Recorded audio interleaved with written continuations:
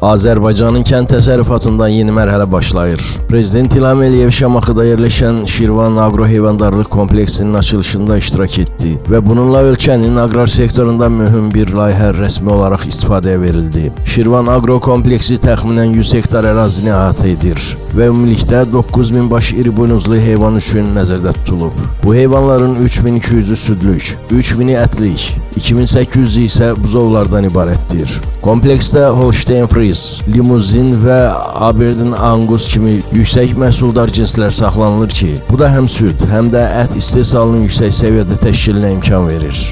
Müasir yanaşma səviyyəsində heyvanların sağlamlığı, qidalanması və məhsuldarlığı tam nəzarət altındadır. Elektron boyun bağları vasitəsilə hər bir heyvanın vəziyyəti izlənilir. Südün keyfiyyəti isə real vaxt rejimində avtomatik analiz olunur.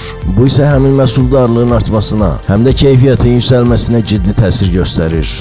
Kompleksdə tətbiq olunan karusel və paralel tipli süd sağım sistemləri, həmçinin süni intellekt əsaslı idarə etmə texnologiyaları Azərbaycanın aqrar sektorunda texnoloji dönüşün bariz nümunəsidir. Burada eyni zamanda seleksiya və genetik inkişaf istiqamətində də mühüm işlər aparılır. Layihə sosial və iqtisadi baxımdan da böyük əhəmiyyət daşıyır.